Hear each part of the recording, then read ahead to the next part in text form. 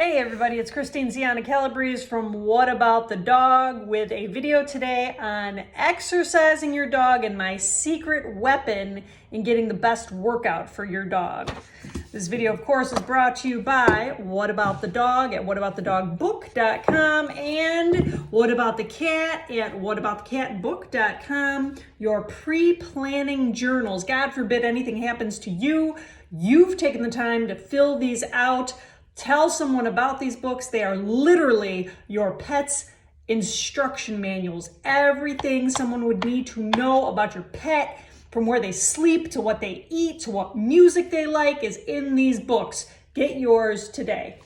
All right, so exercise. These tips I'm going to give you are excellent for humans even. I used to be a personal trainer and we would use these. These are variables that you can manipulate in your exercise routine, okay? Think of the acronym FIT, F-I-T-T. We've got frequency. How long are you exercising? Frequency. I'm sorry, not how long. I mean, how frequently, how many times during the day. That's what I meant to say. How many times during the day? We've got intensity. That's what I'm going to be focused on today when I show you my secret weapon. We've got time, which is the length of time you're actually walking with your dog or exercising yourself. And then type. What type of exercise are you using with your dog? Are you just walking? Are you jogging? Are you biking? Are you doing hills? Are you doing agility? These are all the different variables that you can hit upon. Say if you have a dog that's either extra energetic or maybe needs to lose a little bit of weight. As always, I'm going to say though, please consult your vet before you embark upon the secret weapon I'm going to share with you. Okay, so here we go. In the realm of intensity, if you want to up the intensity, because let me say, there is a big difference between exercise and activity. A lot of times we give our dog activity by going for a stroll or a walk, but it's not really a workout. You know what I mean? You're taking your time, you're meandering to the end of the corner, you're sniffing every pole. So it's activity, but it's not exercise. It's not like when you go to the gym and you kind of meander around the gym and get caught up in the little chit chat and stuff, versus if you take a class, if you take a kick-ass spin class when you are like done at the end, that's the difference. So this thing is gonna up your dog's exercise a little bit. You ready? Here we go. My secret weapon. Ta-da! The doggy weighted backpack. What?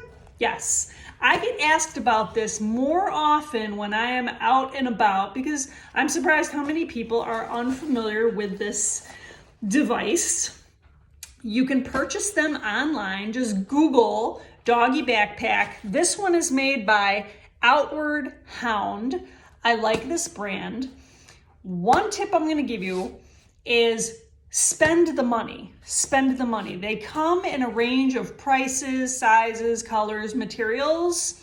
I have found that buying a cheaper doggy backpack will backfire because they're particularly thin and they wear out over time, and these pouches will actually tear. So you want to spend some money and get one that's more durable. Preferably, it'd be great if you could get out to a store and actually see some.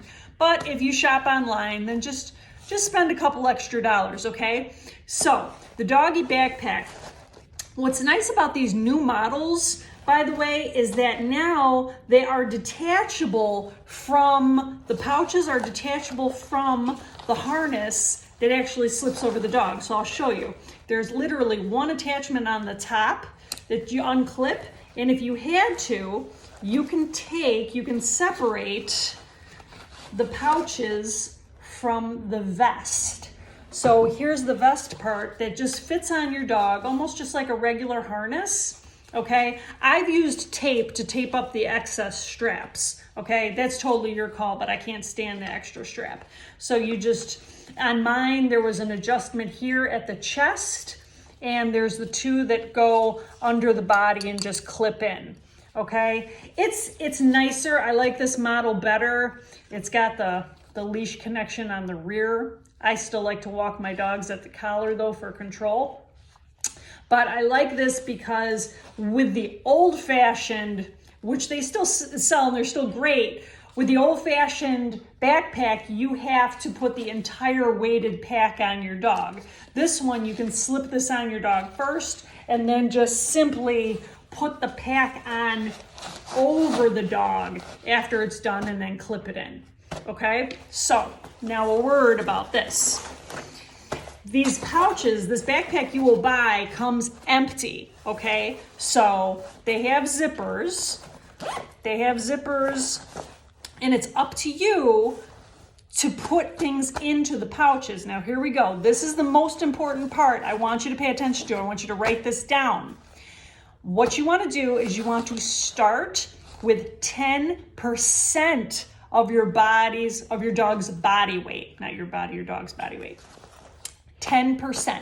So, say for example, you have a 60-pound dog, okay? 10% is 6 pounds. That means 3 pounds are gonna go on one side, 3 pounds are gonna go on the other side. Now you're like, 3 pounds of what? What I like to use is anything measurable. If you have a food scale, that's awesome. I like things that I could put in a baggie because as you see, I work out with small to medium-sized dogs. So something I could put in a baggie like beans, like sugar, like anything like that kind of moves around a little bit, but it's not so solid, okay? So something measurable, something you could get in a baggie, both sides. Here's the other thing.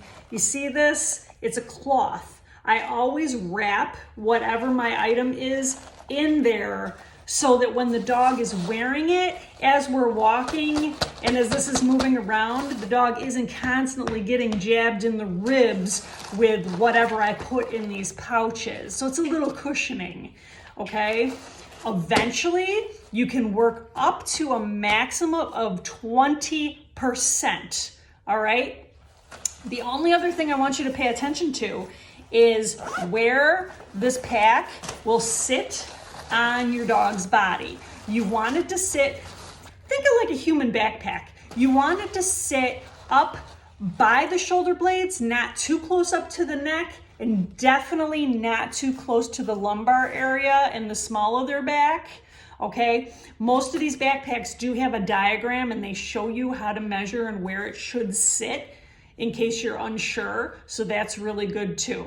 And of course the straps, just like with everything else, you just wanna make sure it's, snug, not too tight, all right?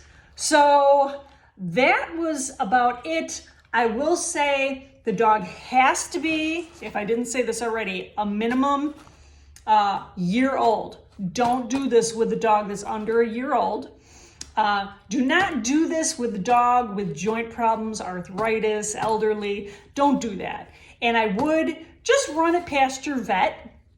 Run it past your vet, particularly if your dog has had some surgeries or maybe has had some history with subluxating patellas, any kind of joint issues, okay? Just talk to the vet about it. But if you keep it on the lighter side, it will make a difference. I promise you it'll make a difference. This offers resistance to your dog. So it gives them more of a workout because they're actually carrying a little bit of weight. Think about it. If you were walking around holding either dumbbells or with a weighted backpack, it would take a little wind out of you too. So I swear by these. I love them. I encourage everyone to use them, okay? Doggy backpack, Google them. Message me if you have any particular questions, if there's something I forgot to mention. And please, if you found this helpful, please share it.